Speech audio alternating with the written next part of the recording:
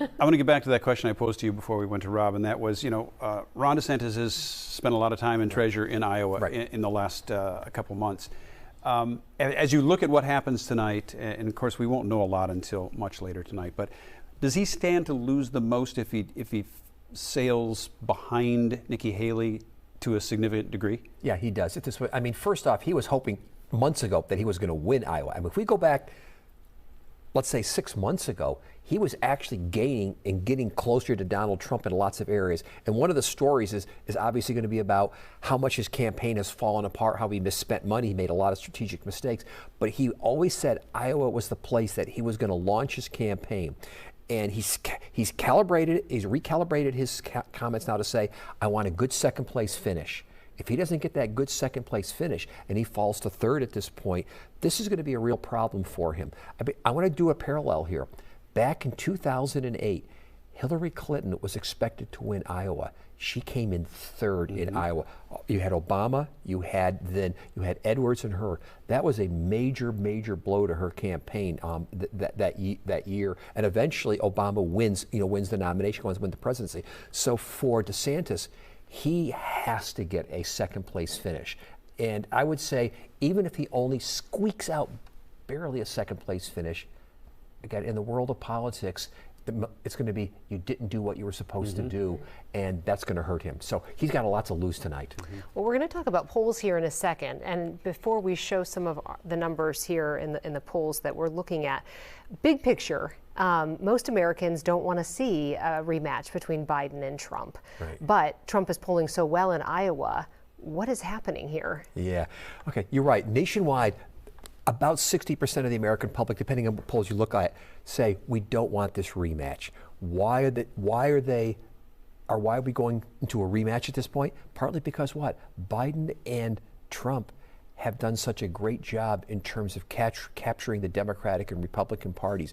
Generally, incumbent presidents, they always get renominated. I mean, the big exception that you see about that is 1968, where Lyndon Johnson doesn't get renominated after Eugene McCarthy from Minnesota almost beats him in New Hampshire. But incumbent presidents have it. And one of the things that Trump has done very successfully is to really take over the Republican Party.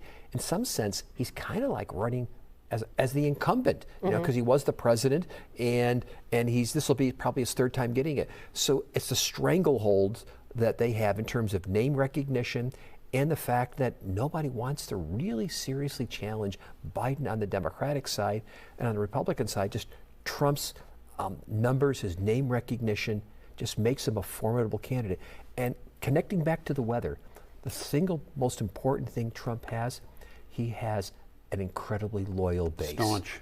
Yeah, loyal base. I mean, and they're going to come out tonight, no matter what the weather, no matter what the cold, and it's going to be those, as Rob was pointing out there, those kind of, let's say, more marginal Republicans, who are not quite as loyal, who might just say, life is short, Trump's going to get it anyhow, it's too cold, and that could be why he does so well.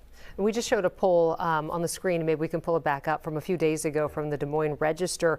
Shows a snapshot of what we are seeing in Iowa specifically. So, this is what you've been talking about, David, and what we could see tonight, that really just shows numbers-wise how much Donald Trump is in the lead. Now, assuming the polling is correct and Trump walks away with most of the delegates, the battle for second, of course, as we've discussed, is something to watch. So as we start with Nikki Haley, she's been gaining some momentum as she tries to position herself as the alternative to Donald Trump for Republicans. She did have a bit of a stumble last month where she was asked about the reason behind the Civil War and failed to mention slavery in her response. So what's the strategy for Nikki Haley? Does she need to deal with Ron DeSantis first? Does she keep going after Trump? What do you think the strategy is behind the scenes with her camp? Well, she's hoping for, again, the second place finish. If she does that, she can say that DeSantis put everything on Iowa. I beat him.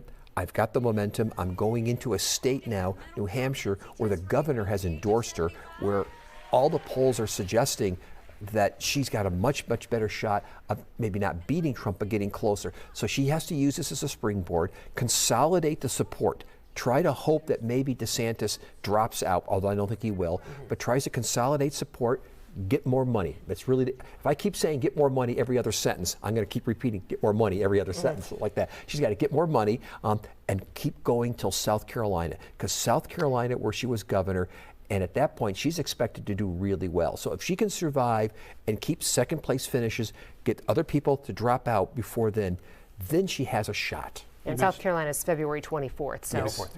You mentioned dropout.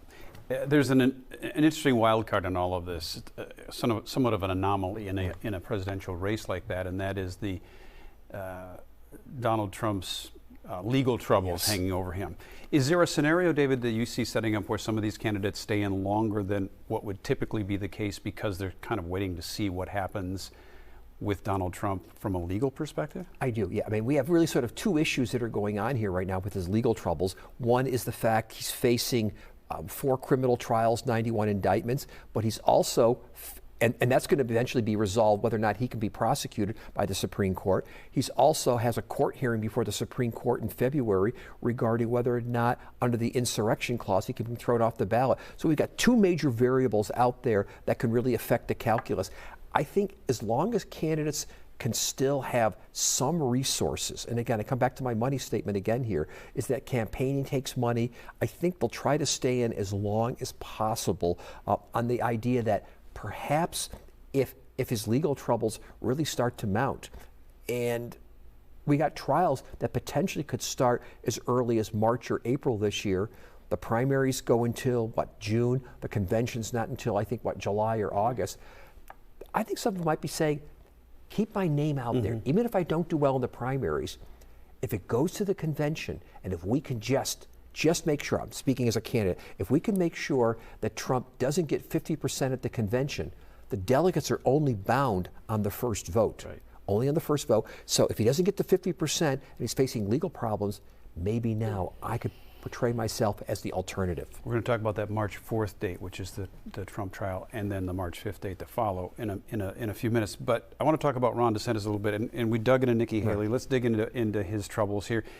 Like Nikki Haley, he's trying to position himself as the number 2 who can win a nomination, as you point out, over Donald Trump. His campaign got off to a little bit of a slow start, but he is still among those standing, right? That's right. He's polling fairly popular. He's done well in Florida. Obviously, he's the governor there. Sure. You need to win Florida to win the presidential race. But he hasn't really translated on a national level yet.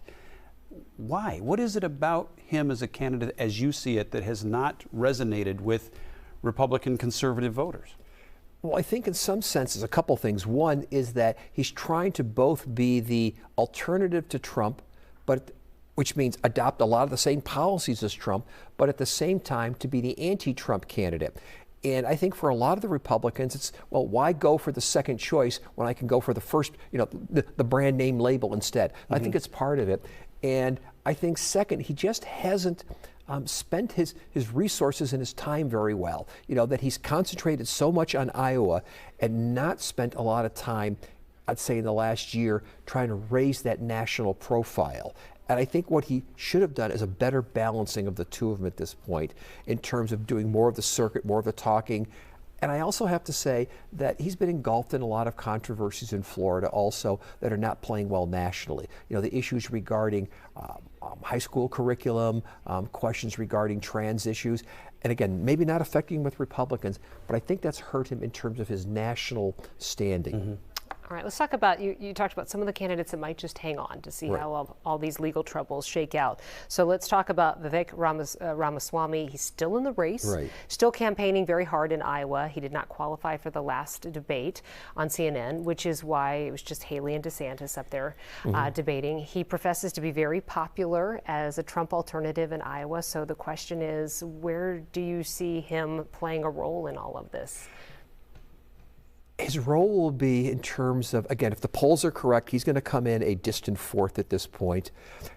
He's got enough personal resources that he can keep going for a while. So for him, it's less of a money issue. The question becomes at some point, can he be kind of a broker? A broker in the sense of, will he say, I'm going to throw my 8% or 9% to DeSantis or to Nikki Haley? And I think it's really where he comes down at this point, is positioning what support he does have in terms of becoming, let's say, encouraging those people to vote for somebody else. Yeah. All right, well, we've touched on a lot of subjects, still more to come, plenty more here on Fox Local. Coming up, we turn to the Democrats, where there are some lingering questions there, plus the impact President Trump's legal issues could have on him securing that nomination. Stay right here.